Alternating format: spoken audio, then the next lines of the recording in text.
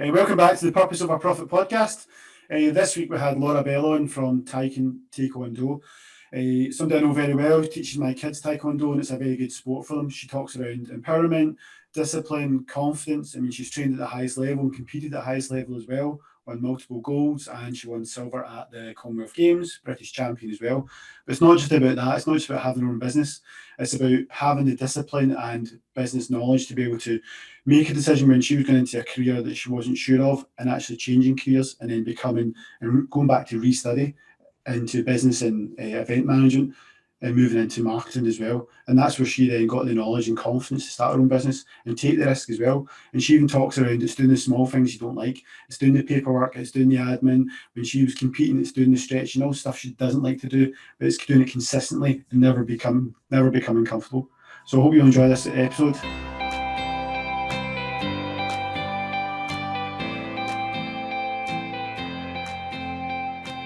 Welcome back to the podcast.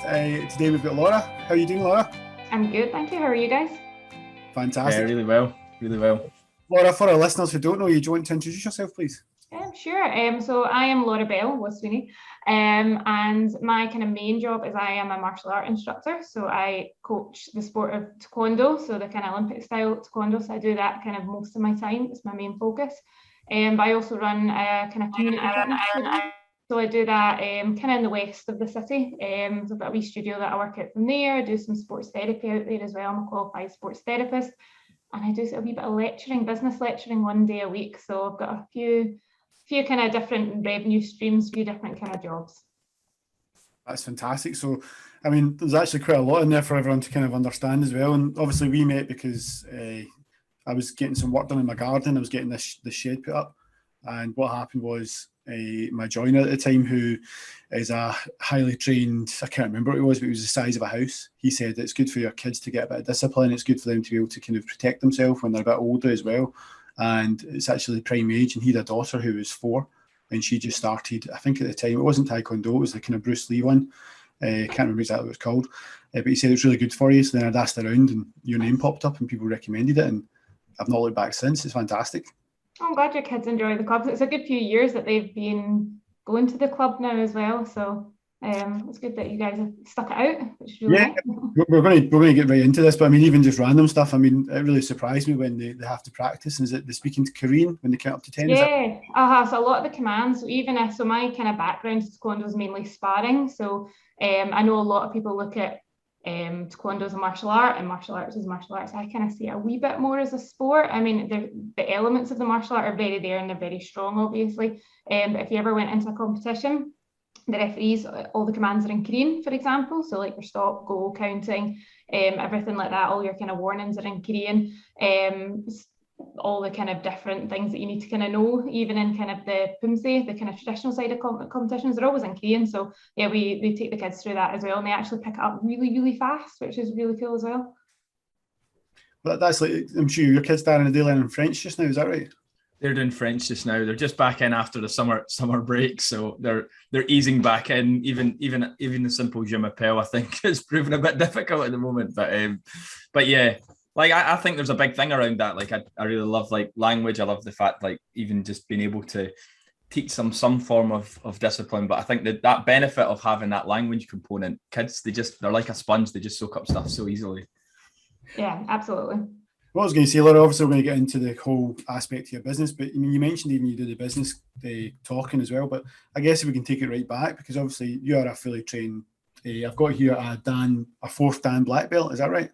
Yeah, I should have done my 5th Dan during lockdown. So I'm kind of like, so I missed that. So that is kind of long overdue. So that is kind of at the front of my mind. I should probably really start focusing and kind of training for that. So hopefully this winter I'll become a 5th Dan.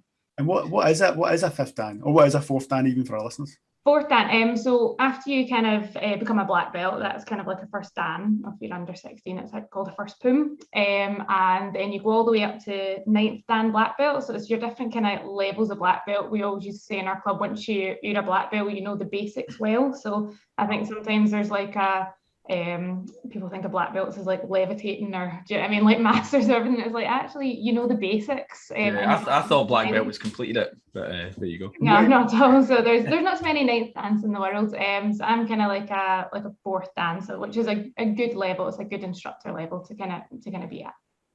What does it take in order to, like, what's involved in the fifth dan? I guess if you can give us a feel for what's different in the fifth dan to the fourth dan in terms of what level you're at just now. So again, we always have sayings in our club, so I'll go back to a wee kind of saying. So it's called Taekwondo, which stands for the way of the foot and the hand. So the do is the way. So we always kind of say, like a white belt, like I do a Taekwondo program, which is a preschool, so we start at 3 years old, and they can do a punch. So that's like the first thing that you'll probably learn. I can do a punch, but how I do a punch and how a 3-year-old will do a punch is very, very different. So it's kind of the way that you do the punch has to just kind of get a bit better as you go through your grades. So a grading is kind of split into 4 areas for us. So we have our patterns. So it's kind of like a Pumse traditional sparring. So that's what I was kind of quite good at. We have our kind of self-defense. So that's all your kind of like grab, release, counters, you're kind of a wee bit more inverted quotes, kind of real life situations, probably my weakest area, if I'm fair, in Taekwondo. And we do something called one-step sparring, which is kind of like pre-arranged, kind of traditional attack defense kind of thing. So it's kind of split into those 4 areas, but as you go through the grades, there needs to be kind of significant jumps in how you do those. I always remember the Taekwondo as well, because I think that's when my kids started. And I love the concept of they turn up and they look like these little tiny kids running about, but then you're teaching them these skills that are around confidence and discipline as well. And actually, like Darren said as well, like a sponge, they get it pretty quick. But how did you come into the world of Taekwondo? Were you the same, or how did that? I mean, I know we're kind of jumping far back, but how did that come about for you? I started really late. I went to uni, so I was 17. And you had a freshers week. So we turned up to a hall with all these kind of sports activities and went up to a stall, and somebody was like, "This is Taekwondo. Do you want to give it a go?" I was like, yes. So kind of me and my 5 friends kind of turned up to a Taekwondo lesson. It was really far away. I remember it was like 2 trains and a bus to get there. And I just walked into the hall and everyone was kicking one another. I was like, this is brilliant. This is awesome. And unfortunately that shut down kind of a couple of years, and I moved to another club in the West End called Caledonian Taekwondo. So that's where I kind of run my kind of fitness business out of, and it's a really well-known club. It's a very good club. It's very good at the kind of sparring aspect of things, probably predominantly. And yeah, so I just loved it, and I picked it up from there, started going to competitions, and yeah, it grew and grew sort of thing. I love how you say you kind of went to a couple of competitions, but I mean, I've got loads of notes here about the amount of gold you've won. You've done the Commonwealth Games silver as well, is that right? And you're the British champion twice. Yeah. So that was kind of a really long time ago now. Yeah. So we went to, I think the Commonwealth was maybe like 2011. We went to India for our Commonwealth Championships, which kind of ran like parallels to the Commonwealth Games. We're not really a sport. And the Commonwealth Games, I think it's like an optional sport, but nobody's opted for it yet, kind of thing. So we have our own Commonwealth like championships. So that was a really crazy, really cool experience to travel there. And yeah, I think I won the British twice. Kind of got other medals in other years, but yeah, that was kind of maybe 2008, 2009. So yeah, it's kind of going back a bit now, which is pretty cool though. That's fantastic, and to think as well that you never picked it up until you went to university. Yeah, and you were able to disadvantage, but yes. And so, talk to us about the transition then. So, you're obviously what were you at university for? How did you make that transition, kind of from competing into business? So I have a business degree, so that is my kind of degree. So I've got a honours degree in marketing and events management. And when I did my degree, I did what's called a finder's degree. I think that's what it was called. I'm not sure if it's still called that now. So I did a year in industry. So I worked for a pretty kind of big, well-known company. Hated every second of it. So I spent a year just kind of like, oh my God, what am I doing? I don't like this. I worked in procurement. I don't think I procured a thing, and it's nothing against the actual company. It was just, it just wasn't for me at all. And all due respect to people who like work in that, it wasn't for me at all.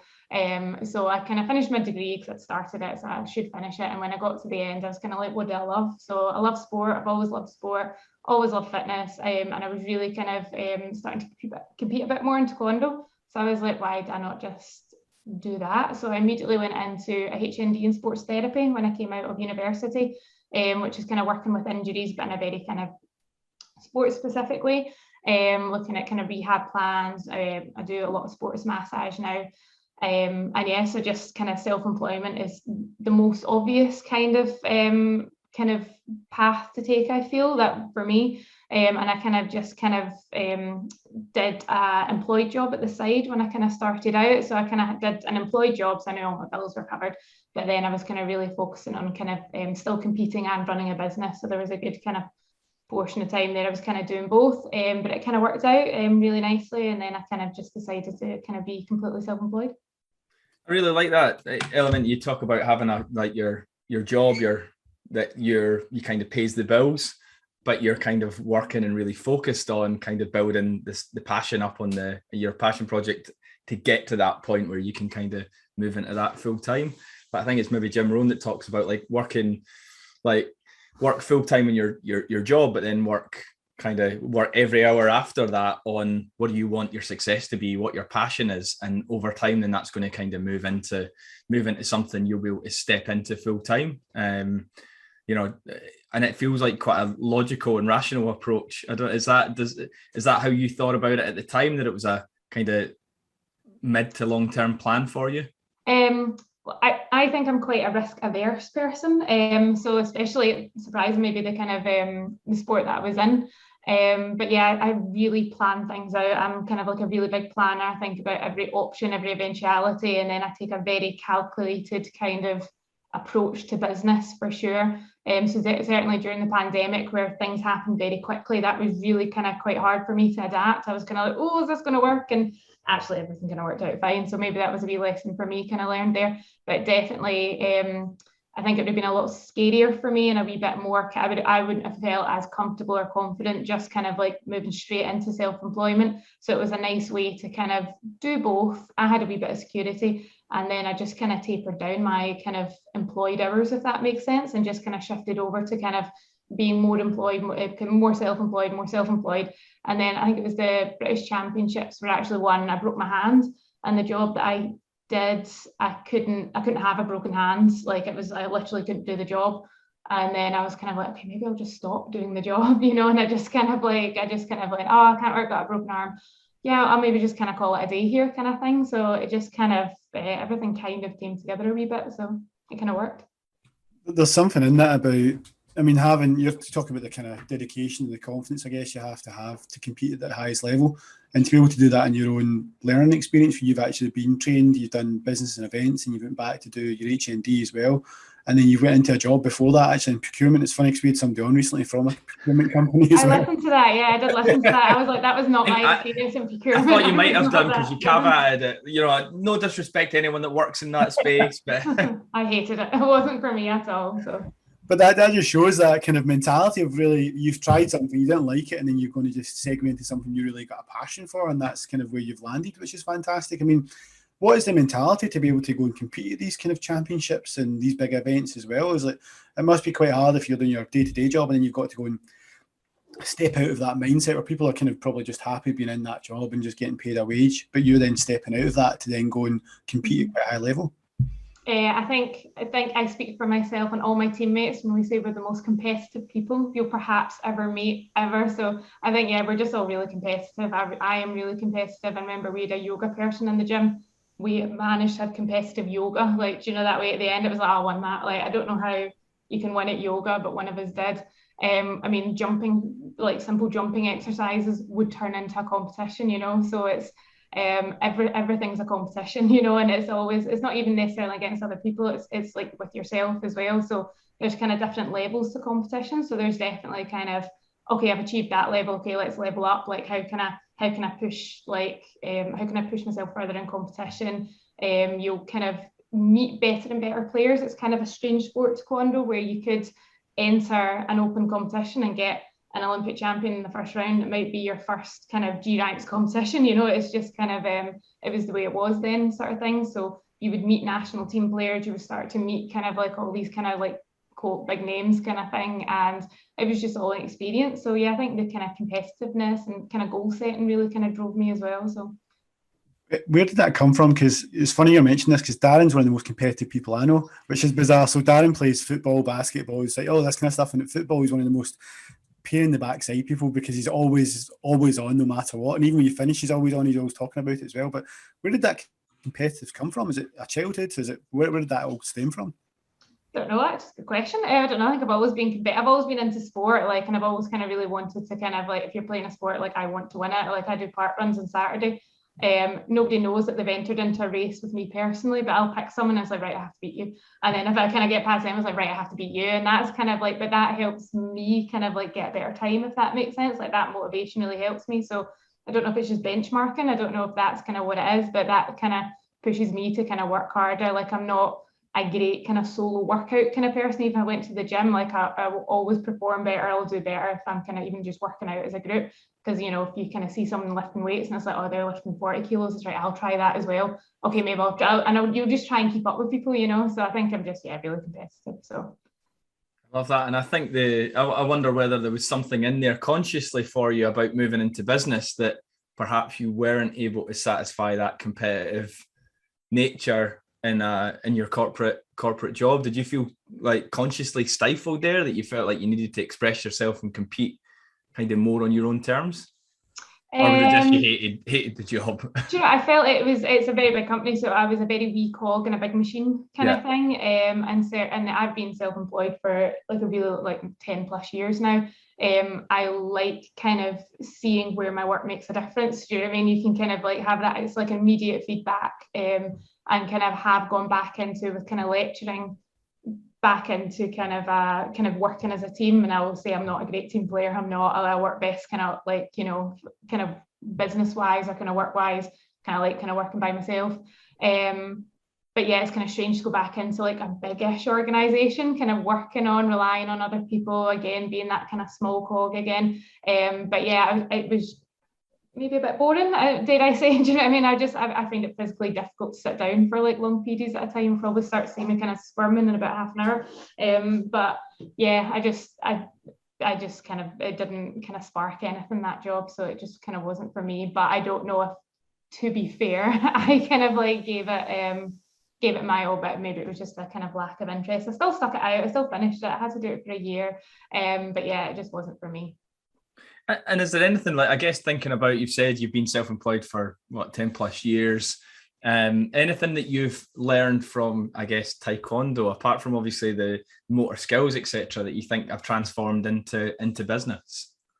I definitely think competitive sport puts you in really difficult positions. It's really hard work. There's no way out of it. If you do any kind of competitive sport, you get that, again, feedback right away. It's like, okay, you need to work harder on X or Y, or this is the areas you need to improve. And again, with sport, you have to practice everything, and you have to train everything, even the bits that you don't like. It doesn't matter what sport you do. There's bits that you absolutely love to train in, and there's bits that you don't so much. I hated stretching, but I knew I had to, like, you have to do it. I had to do it. Did I do it enough? Probably not.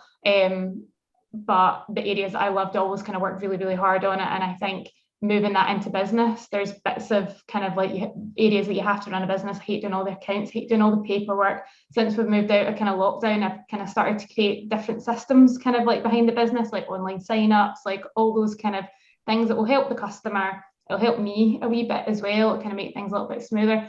But I hate developing them, but I have to do it. So my husband's kind of like the IT guy of the business. He's really good at all that. So he kind of sits down and puts a lot of work into that as well. But definitely just work ethic. Like, I think that's kind of like the biggest thing. It's like you'll know if you run your own business, it's not 9 to 5. It's you have to, you know, you're thinking about it on your days off. You know, it's just kind of hard work, but it's way more rewarding.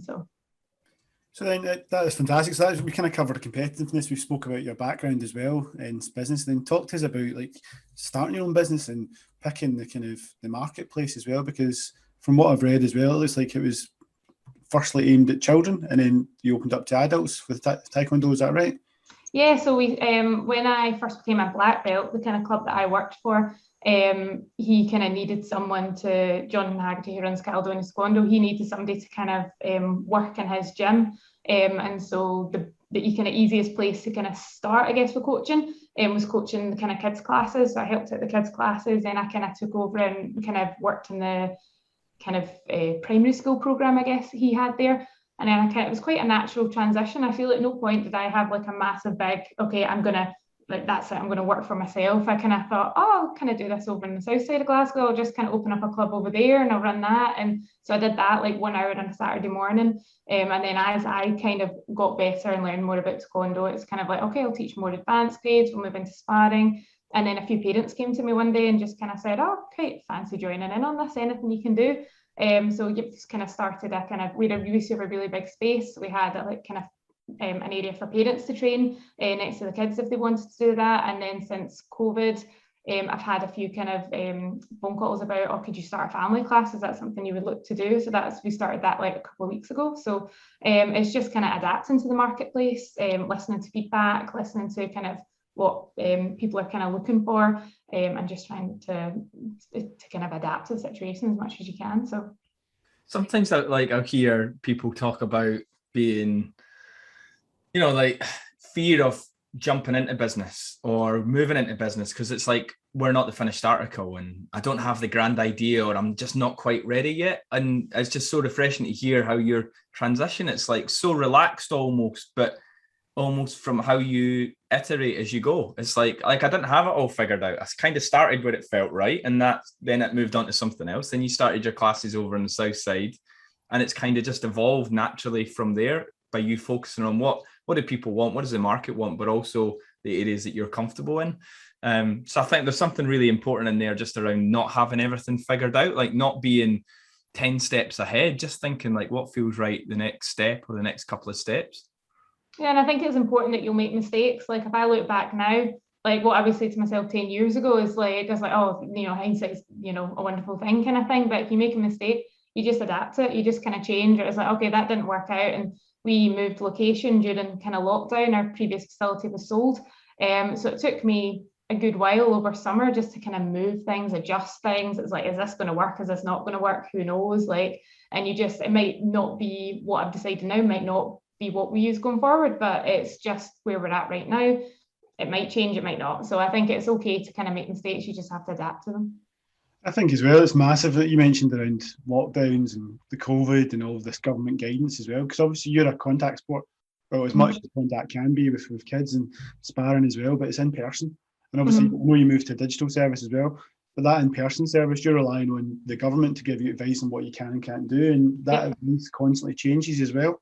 So again, you're constantly having to adapt. So as much as you're trying to plan, you have to be quite reactive as well. So as much as you're planning, you're kind of at the whims of what the government will come back to you as well, which can be hard. But again, you still manage that transition. So, but just even talking about the kids, like, what is it you find so refreshing about teaching children? Because obviously you mentioned you do Taekwondo, which is 3-year-olds, but you also do it up to young adults, I guess, as well, and then adults and families. So what's the most refreshing thing about teaching young kids? It's just really fun, if I'm honest. Like sometimes it's just like if you listen to kind of like, even if we've got like kind of games that we kind of and kind of exercises we do in class, and then kids are kind of like, how about we do this rule? I'm like, that's actually a really good idea, you know, yeah, let's bring that in, and let's kind of like, so they've got great ideas and they are just like really, really fun, especially that kind of young age group. Seems like they could just run for an hour and not get tired kind of thing, and that energy is lovely to work with. I always say, like, I love trying to pull back rather than push. I feel that the role of the coach is when to push, when to pull, and it's actually really nice to just kind of like, okay, let's pull it back a wee bit rather than just kind of like, okay, let's energize. I always find it harder to do that. Always harder to kind of energize. But kids are just so energetic. They're really interactive. They're just super enthusiastic about everything. So it's really, really nice. And just I like genuinely like love going to my job. Like it's kind of like really nice to kind of turn up and it's okay, what we're going to do today. And if something works well, you're just like, oh, that was really nice. The feedback you get from that is just genuinely lovely. And is there anything that you think, I suppose it's maybe biased because of your background in Taekwondo, do you see any differences? Like, what do you think Taekwondo gives children, I guess, that maybe some other martial arts don't?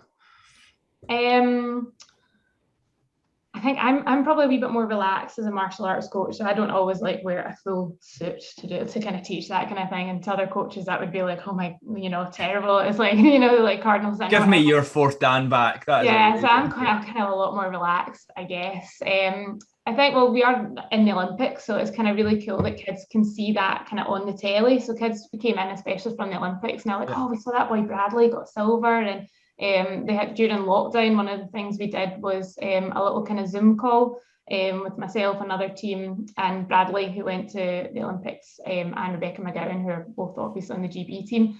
And so it was really nice. They talked about matches that they'd done, and the kids kind of listened and asked questions. And then after they saw him in the telly, it was like, oh, that boy we spoke to, like he got a silver. And that was kind of really nice to see that, you know, there's that kind of pathway, which maybe you don't see with kind of other sports. Maybe judo is maybe the kind of exception to that. That's in the Olympics as well. But yeah, it's kind of maybe nice to see that kind of pathway. It's very recognisable. It's kind of got a wee bit more of a kind of maybe popular side to it, I guess. It's kind of a relatively new martial art. It's not old at all compared to kind of other martial arts. So maybe there is a kind of newness. I'm not really sure. It's just kind of, it's one of the most practiced sports, martial arts in the world. So there's definitely popularity there. And what about from the mental side, I guess? Do you see any differences? You mentioned obviously, you know, around the focusing of the literal translation of Taekwondo, but the kind of the do and the approach, I guess, and the mindset with how you approach that. How does that, I guess, differ from other martial arts? Oh, I'm not sure, because I've not really done any other martial arts, to be honest. I'm not 100% sure. I feel well, my way of teaching, I certainly, especially younger kids, I kind of teach through games kind of thing. I just kind of like, especially for Taekwondo, we call it Taekwondo through play. So I maybe take a less traditional approach in kind of teaching. So I don't often maybe have the kind of regimented approach, if that's the right word to use, kind of thing. So it's like a lot of time you can kind of engage kids. So for example, I'm doing a course right now, and I had to kind of look into digital video game design when coaching sport. And I was like, oh, that's really interesting. So I kind of maybe just changed the language, changed the setup, how I kind of delivered the class. And the kids loved it. At the end, they're like, oh, can we do this next week? Can we play this again? So it's like they were still learning, they were still super engaged. But they were kind of doing games in order to kind of learn and pick that up. And the rules are very, so although I'm saying I'm more relaxed, the rules are very strong still, but I'd maybe apply them a wee bit differently. So I'm not sure. I haven't really done any other martial arts. So I'm not sure. It's quite nice just even hearing how you talk about it, like with a smile on your face. It sounds so creative. You can tell that you really love when you go in and coach and teach these young kids as well. So yeah, there's something really nice about that. I guess in my mind, not really knowing, being very naive to kind of martial arts in general, but it kind of feels as if they'd be really quite disciplined. And yeah, I guess I'm thinking back to the Karate Kid in the 80s, but show my age a bit. But that is, yeah, I think the way that you talk about it, that it's, yes, there's still rules, but it's kind of creative and fun for the kids. You know, it's through play as opposed to kind of the hard and fast sort of strict rules, which sounds which sounds works really for nice. some people as well. So it's not to kind of like, you know, some people look for that and some people want that, and I think that's important as well. So like sometimes people will say, this is what I'm looking for, and sometimes I have to say, well, I don't think I'm the club that's going to fit that. You know, it's like maybe try X or Y or try something else. But that's definitely, or maybe parents are looking for that, and it's just kind of like I'm very strict. I feel I'm quite a strict teacher, and it's like the rules are really, really strong. Sometimes I'm like, am I being too strict in the application of these rules? But yeah, sometimes it's just kind of like you can still use those rules, but still use a kind of an engaging environment. And I think you get more from kids from that. I mean, school's moved that way as well, though, hasn't it? So, you know, certainly over the last 10 years, I always hear that it's more play centered in terms of, because it's from an engagement first point of view. So if you can get people engaged, then they're going to learn, and they're going to listen more, actually. So I think it's like, it feels like there's certainly a, you know, correlation there in terms of your approach and where I've seen education kind of move to. Well, it's also around the development of the child as well, because I think it's primary 1 to primary 3, there's that play element, and then primary 4 it starts to change. So I mean, what I'm just listening to, I mean, I laughed at when you said, yeah, you're quite creative, but there is also that discipline element. And I always remember talking to other parents saying that sometimes the kids will be more respectful to you, Laura, than they will to their own parents. Oh, that's nice to hear. Which is fantastic. Because the minute you say, like, you can't do that, or then you'll be a timeout, they actually just stand to attention and listen. But when I was listening to you earlier on as well, when you talked about the pathway and the transition, there is that definite sense of empowerment I see within the children as well. And I absolutely find it fantastic that you see the children who are coming up, they then teach as well, because they've got to then learn how to teach other children as well. So I remember my daughter's called Daisy. There was a Daisy black belt as well. So Daisy, I want to be Daisy black belt one day, so I want to become the teacher as well. So again, that's that empowerment and that pathway. And it's not to become the Olympics athlete or whatever else. It's just to be able to come and teach her. And I find that fantastic for that kind of generation as well. Yeah, absolutely. It's the kind of reason I set up even gradings the way they are. We always kind of start with the lowest grades, go up to the highest grades, and I'm always kind of where I'm like, oh, are people getting bored, kind of sitting at the back, kind of waiting for everyone else to do their turn. But the point of that is so they can see the progression at grading. So they might be sitting there as a yellow belt, and even the belt system's fabulous for kids. It's very color coded. It's very visual. They kind of completely understand. Okay, I need to do this work, and then I achieve this next goal, kind of thing. So it's quite obvious, and then all the work you need to do just gets essentially creases in between kind of belts. But as they're sitting down watching the grading, they can say, okay, that's what I need to do to get to that one. Okay, that's what I need to do to get to that one. There's definitely kind of a moment you see with kids where actually black belt's not that far away. You know, I think when they start, like the black belt is like completely unattainable, it's miles away, and then eventually they kind of go, oh, actually that's like 3 more belts. Actually, that person got it. And then like your wee girl seeing like Daisy get a black belt, it's just kind of like, oh yeah, I can get that. Actually, that's kind of like completely there. Gamification to a point, isn't it? Like that kind of gamifying it as well. So Yeah. Colours as well, so it becomes a very visual language, which is fantastic. And it was really strong for like identity as well. So that was part of the kind of the digital video game design. It's like they still get to make decisions, and they get kind of in the same way in a video game you would use like an avatar, and you would kind of kind of come up to that with that identity. It's they still get to make decisions. They still get to make kind of choices, and even about kind of like strategy in games, like problem solving. Like give people a problem, they're way more engaged in that kind of classroom setting rather than me being, okay, do this, do that, and not telling them why. Do you know what I mean? It's just really authoritarian. It's just kind of like, well, this is why you would do this. This is the reason that you would do this. Now, like, how would you now use this? So it's kind of like that application. They have to really think about that and say, okay, this is the skill, but how am I going to apply it, and how would I use that? I also loved as well that you talked about the Olympics. I remember tuning into the Olympics and the kids watching it as well. And I could not believe how fast it was. Yeah, it's a really fast sport. Yeah. Fast, and the points are so fast as well. And like it can change within like 8 seconds. Again, completely. 8 seconds, probably 4 seconds. It can change completely. And my kids got to realise that how fast it can be and how competitive it can be and how excited they were to get back. And now they've got their full uniforms back on. They've got the belts, and they absolutely love it. And I think as well that you mentioned about how the clothing isn't as strict. And in your class as well, they can wear the white trousers, but they can wear the t-shirts as well, the branded t-shirts. And again, it's just softly getting them into that kind of world that eventually you can wear the uniform, and especially if the grading they've got to wear the full uniform. Yep. I think it's getting them proud to wear that as well. So like Darren said, going to school, you put on that uniform, you become empowered as well. Mm-hmm. And absolutely, it's like we line up with by rank as well. So it's kind of like it's a military sport. So Taekwondo kind of essentially evolved from the military. So the kind of highest rank is first, kind of all the way down to kind of the lowest rank. So if they don't wear any uniform whatsoever, then they go to the back of the class, and they kind of quickly realise they're just like, okay, I want to get to the front of the class. Okay, I need to wear my uniform. But again, that's a decision that they have made rather than me telling them you have to wear your uniform. It's like, well, it's a choice. No, you don't have to wear your uniform. However, that means that you don't get to stand at the front of the class. So again, it's very much kind of their decisions, and it's kind of their empowerment. Yeah, it's creating that aspirational element for the kids to make the decision themselves. It's not a like autocratic, you must wear XYZ. It's like, well, actually, this is the rules of the game that you're going to enter into, and they kind of make that decision for themselves, I guess. Yeah. I mean, there's obviously like certain situations in Taekwondo where rules are really important. So especially in the sparring things, like you got to listen to the referee, so they get to still learn that, okay, these rules are really, really important. You have to abide by them, otherwise there's penalties. But at the same time, it's just kind of like you're getting to make those decisions, you're getting to decide kind of like the strategy. There's lots of problem solving. But then there is kind of the traditional side of things. So to move through your grades, you have the Pumsi, and certainly I know a lot of people who are very competitive, very, very good at Taekwondo, hate the Pumsi side. So they get the bare minimum, they go to first dan, and that's it, they never ever grade again. Excellent at Taekwondo, very, very good, but they've still put in the work doing maybe what they don't like to do, so they can still get their black belt, and then they just kind of like they leave it from there and they just go over to the competition side of things.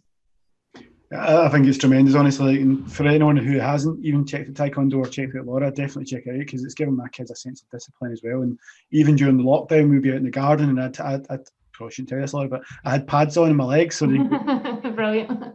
We could practice our kicks. And my son's 6, and the amount of strength and power he can get into a kick or a punch when you get the pads on, it's tremendous. And I thought that was fantastic. And even even there's other stuff like I remember I know we've got COVID just now, but you'd even do bake sales as well for Macmillan. Yeah. And all this stuff as well. So it's not even just about learning a discipline, it's showing you can give back and raise money and do charity and do good as well. And I think that's fantastic. Yeah, no, it's definitely important that kind of sport can really change a community. Like it really can give back. Like I'm involved in the Scottish Council Taekwondo. It's kind of a wee role I took on over kind of lockdown, and then kind of with the hashtag Power of Sport. And that's one of the kind of strategy elements they kind of looked at, is how sport can also kind of impact a community and how it can change it for the better. So yeah, we always do kind of like our kind of bake sale every year. That's always kind of a big thing. We did it online last year, so it wasn't quite the same, but we kind of managed it. Christmas, we always kind of donate to a food bank as well. So there's definite kind of wee things that you can do within sport that make a big difference. Down at our kind of my West End kind of studio, we now run a Thursday morning, a group of us will meet up and go running. There's a wee donation, pay what you can, and then at the end of the month we donate that to charity. So it's even like really wee things like that. We're not even talking like massive sums of money, but wee things can make a big difference. So like small charities would maybe receive that £100 and say, okay, well that will make a wee difference, you know. So it's just like little steps that sport can do that can make a change and a positive impact in the community. Yeah, that's fantastic. You probably just touched on or alluded to that quite heavily there, but obviously the title of the podcast is Purpose Over Profit. So kind of interested to ask you a bit about your purpose, I guess. What do you see your purpose as? And also, where do you stand on that phrase, purpose over profit? Is that, you know, what does that mean to you? That's a good question. I like that question. So I think for me, if I kind of think what I'm good at and kind of even my kind of working kind of career, I'm a teacher. Like I think that's just kind of my bag. Like I'm just really good at teaching, I hope. But yeah, that's kind of even different situations with different things. I come from family teachers if I kind of think of it. So yeah, I think it's just my bag. So I'm really good at it. I'm really terrible at spelling. There was a kind of a brief kind of this moment where I was just like, I could be a primary school teacher. I was like, I couldn't be a primary school teacher. I'd be terrible at that. So I think it's like you can also teach, but you can kind of love what you do and kind of teach what you love as well. So I think that's for sure my purpose. Like it's and I think as well, if you have a business where it is your hobby, or you have kind of maybe kind of turn something that's a hobby even into kind of side business. I think if you just know it really well, know it inside out and kind of love it, like I just think it's kind of makes it easy almost, you know. So you can never kind of stop learning. I love learning. I love kind of learning from different coaches. I love kind of learning kind of new things, even if it's like outside of work, or kind of like going to even like there's a tennis club across the road, and I'm pretty sure it was a kids coach that I went to see, so we're playing all these kids games, playing tennis, and I was terrible, but I loved it. It was really good fun. So even just kind of learning different sports as well, it's really good. Yeah, it sounds like you kind of straddle that position. Like learning in general is very, very important to you, both as the role of a teacher and kind of recognizing that's your power to step into, but also like loving to knowing that you're never the finished article. You're going to be doing your 5th Dan shortly, mentioned earlier, and yeah, I guess learning new skills, which is, it's a great trait to have, actually, to never be satisfied that you feel like you're the finished article. Yeah, I think it's a really dangerous thing actually, to be like, oh yeah, I know everything. Like it's because you really don't. And in our gym, Caledonian Taekwondo, when I trained there, we would buy in better expertise in us. It's like we were really good at Taekwondo, but you know, we got a weightlifting club in to teach us how to lift weights, because we don't know. Like, so we got like a weightlifting coach, and we got like a yoga person in to teach us how to stretch better. And then that was mind blowing. So what I learned there, like 5 years ago, that's what I teach now, because I'm just like, oh yeah, that's way better. And now the kids actually like stretching because I learned how to teach it kind of a wee bit better. Or we had someone come in to teach us how to do like jumping, like plyometric exercises. We were jumping thinking we're doing great. We're like, oh, maybe we should get advice on that. It's like we were so far off the mark, you know. It was like we were hobbling the next day. It's like, all right, that's how you do it. So yeah, I think there's buy in expertise, because you cannot possibly kind of know everything. Yeah, holding on to humility. It sounds like, just hearing you talk through there, it's like holding the humility that there's people out there that we might be able to learn from, I think. And like you say, it's dangerous to be in a place without that humility, where you think that you potentially know it all, or can do it better than everyone else. So yeah. I guess plus now we get an insight into you, Laura, that will probably, when you're having these experts coming in, you're probably trying to beat them as well. by the Oh, sounds of it? completely, yeah. But it's like I really the plyometric person. It was just like they were jumping like 3 meters, and it was like you were going like one was like I can't win this fight, but you can compete against your teammates who are kind of as rubbish as you. So I was it's going to say fine. I'd love to see the yoga one that you'd mentioned. Yeah. But Yeah, it turned it's into someone that active struggled with yoga. balance. Yeah. Yeah, we were trying to do handstands. We're pushing each other over. Like I think the yoga teacher was like, "What is going on here, you crazy people?" So yeah, it was definitely a competition. You've obviously kind of alluded to your other business, Glasgow Fitness Club, is that right? Yeah, Glasgow Fitness Lab. So we run that in the kind of west of the kind of city, and that was definitely when I was still competing. It was perfect because it's essentially where I trained and worked. So I would just finish working and then just go straight onto the mats and train. It was kind of perfect, and it allowed me to train twice a day. So that was really useful. So I could just kind of be pretty flexible with my kind of work. So yeah, we do kind of sports therapy and kind of small group training, personal training. So it's a really, like, if you've ever seen Dodgeball, you've got Global Gym and Average Joe's. We are Average Joe's with one of the big kind of corporation gyms just around the corner, which is lovely, but it's like, 10 times bigger. But yeah, there's a definite lovely community down at Caledonia, and it's really, really nice. And that was a genuinely lovely thing after lockdown. So going back into the gym, seeing all your friends, like, so I was working out throughout lockdown, but I kind of left the gym feeling like really uplifted, and you're like, oh yeah, that's that kind of social interaction, that's what you kind of missed. And Is it because you're dodging wrenches and not balls? Say again, sorry. Because you're dodging wrenches and not balls? I know, yeah. So that is genuinely a saying in our gym. Like, it's like if we change the workout, and it's like we talk about dodging wrenches. So it's always quite a funny. It's always a movie that we reference when it comes to our gym. So. And was that like I suppose a conscious financial element for your business? You said earlier that you're you like to be planned. You're quite risk averse. And when you started talking about the different areas, I guess, that you work in as a profession, that felt to me, building multiple streams of income, building security, safety in terms of the income that's coming in.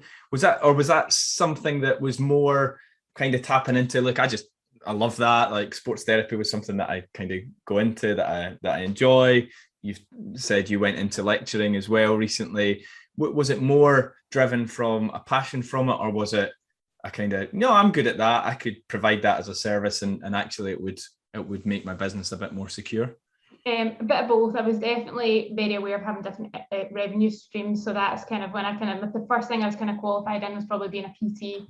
Kind of like just a fresh PT, you're not gonna, make enough money off of that kind of right away, in my opinion.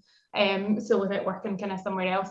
So I definitely kind of saw it as like another revenue stream, and kind of sports therapy complements that really, really nicely. And then it all complements kind of Taekwondo really nicely as well. Also with Taekwondo, you have to remember it's kind of not that you can't work 9 to 5, it's evenings and weekends, so you're very limited as to the hours that you can work. So usually during the day I can do paperwork and things, but you're not necessarily making money when you're doing all the things that you need to kind of do for all the paperwork. So by having kind of different areas that you can make money, it just kind of balanced it out a wee bit, and it made it a wee bit kind of more feasible.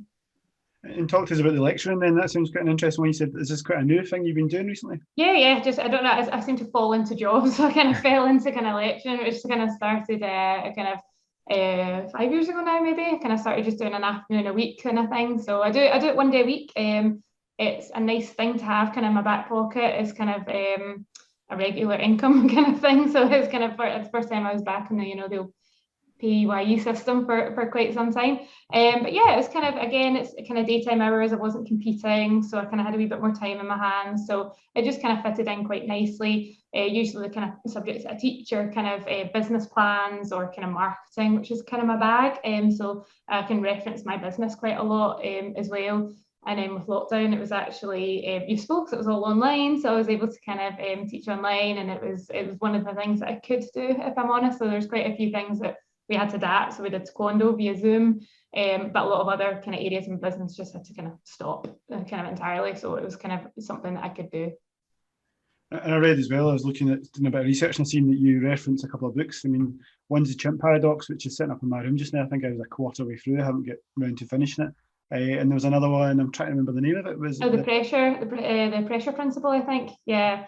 Yeah, I have to say you should finish The Chimp Paradox. It's really, I love that book. That was kind of really changed quite a lot for me, actually, when I was competing. It kind of just gave you a completely different perspective on how you approach stressful situations or difficult situations. And I thought it was explained really well. I always recommend that book like all the time, actually. It's really, really useful. And you kind of start to understand why you kind of react the way you do to maybe kind of things. So although I say I'm kind of risk averse, I can react too soon to things, when actually maybe the best thing is to do is take a beat, kind of just think things through a wee second, and then actually kind of maybe got a wee bit more kind of space to kind of make that decision. So I really, really recommend The Chimp Paradox. Quite like The Pressure Principle as well. There's kind of the bits that I pulled out from the book, I feel maybe weren't the main points. So one of the kind of main points is like posture when you work, and I realize I'm sitting like a croissant when I say that, but like it was just kind of it's like posture and productivity kind of goes hand in hand. So there was a part of the book where they kind of were working on posture, and actually it was a kind of somebody who was at school who'd adopted this, and the parent had said when she had the kind of 8 band in her back and her posture was good, homework was better, it was faster, it was more productive, and you were just more again engaged with what you're doing. And I was kind of, oh, that's quite interesting. I was on my run this morning and I felt getting tired, my back was starting to kind of go, and then I was like, actually, and then as soon as you stand up, you're breathing better, you're kind of a wee bit more kind of, not this is the worst thing in the world, but you're just kind of like, okay, you can kind of work through it a wee bit. So it was interesting that was, I feel like that wasn't the main point of the book, but that's maybe my main takeaway, was like posture and engagement and kind of productivity. But there was really interesting points even about how you use pressure. So they use a lot of kind of rugby analogies as well, and kind of like it's like how you best harness it, how you best use it, rather than kind of getting scared from it. I think one of the big things of sport is you got to get comfortable with being uncomfortable, because there's so many uncomfortable positions that you've no choice. You've got to kind of just I've been in the ring and I'm just like, I want this to end now, but you can't, and it's just kind of, you just have to get comfortable with being uncomfortable, because you really have to kind of work, and if you want to kind of secure a win or just kind of get through a situation. And there's something in that around like the like you're on your own in that space. Yes, you might have your teammates supporting you, and you've had the coaches in your head, maybe at that time, but in the moment you're reliant on you. There's a real resilience about, I guess, creating that comes out through Taekwondo. And also I kind of can't help but thinking, well, in life in general, there's doesn't matter who you are, you're going to go through difficult moments. Doesn't matter if you're born into wealth and privilege, you will still have moments where you'll have problems. No one gets to exit without having any problems. It's something we're all going to have to face. So I think, there's something in that around recognizing, you said, get comfortable being uncomfortable, recognizing that actually something like that will happen and it will be uncomfortable, and it's normal to feel uncomfortable, but you can still control how you react to it. That is always within your power.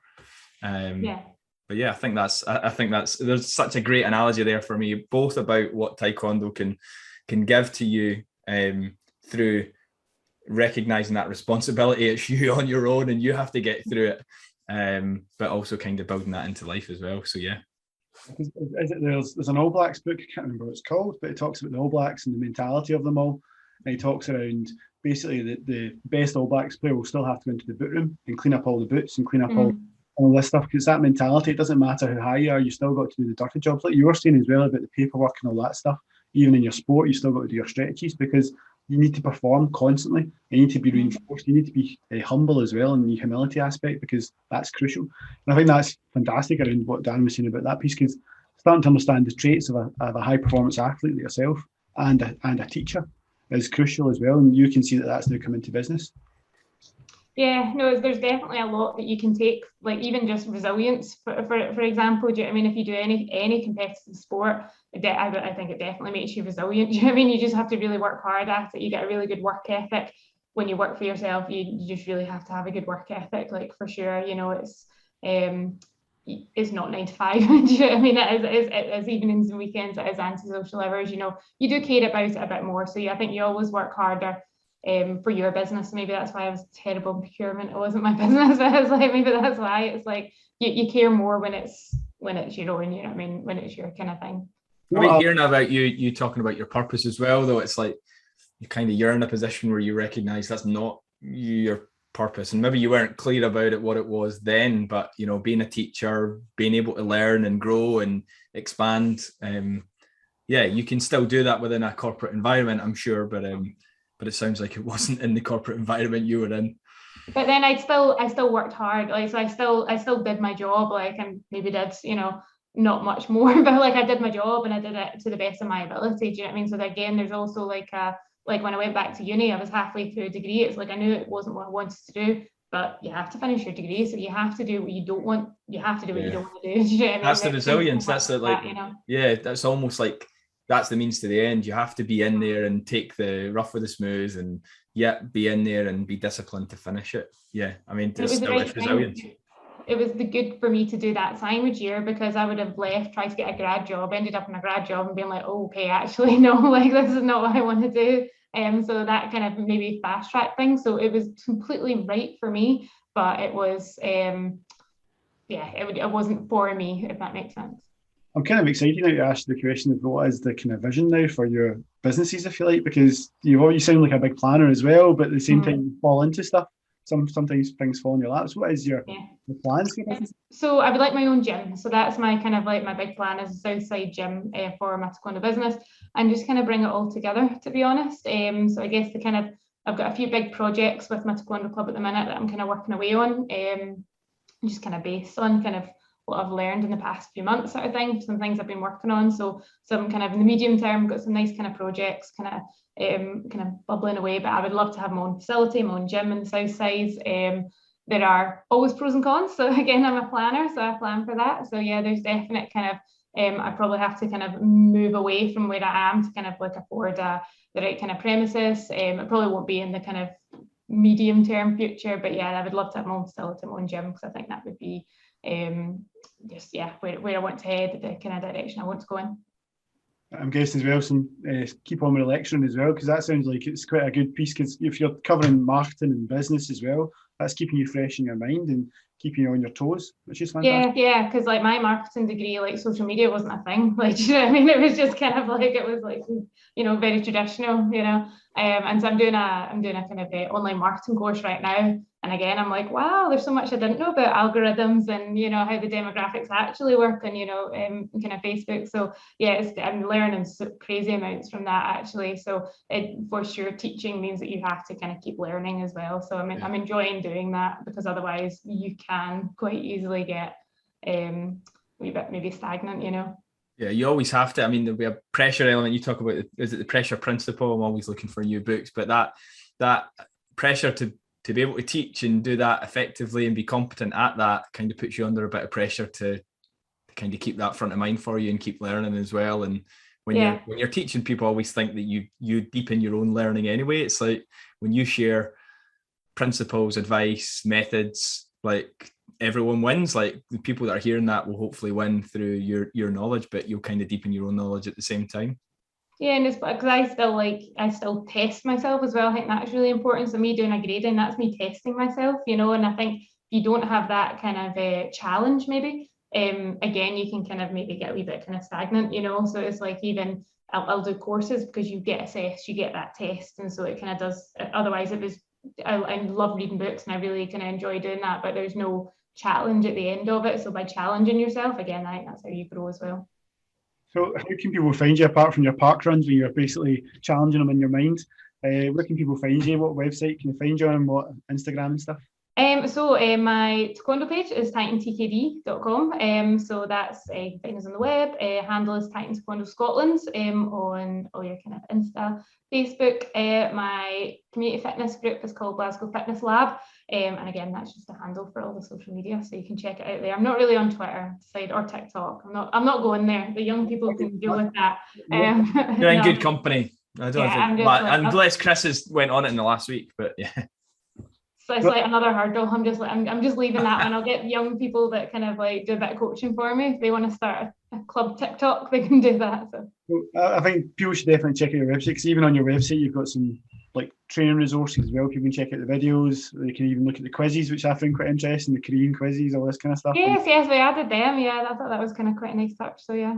good bit of fun, good bit of free resource to see if they like it, and obviously they can come along for a session and try it out, can't they? I think you like. Yeah, we do 3 weeks trial, so because sometimes a club is not a fit for you, and that's absolutely fine as well. So yeah, we do always offer a wee free trial to see if it's a good fit. No, fantastic. Well, thank you very much, Laura, for coming on the Pop Pod, and yeah, good luck with the future. And obviously, Thank you. Yeah, Thanks for asking me on. Yeah, thanks so much, Laura. It's been great to see you, and yeah, we'll keep an eye out for that gym coming down the line. Cool, thanks. As always, thank you so much for listening to the Pop Pod this week. If you'd like to leave a review or share the podcast with others, then that'd be awesome. You'll find us on Instagram at the Pop Pod, and on Facebook we have a community group called Purpose to Progress that anyone can join. And we'll be back every Monday with a new episode, but until then, stay on purpose and we'll see you next week.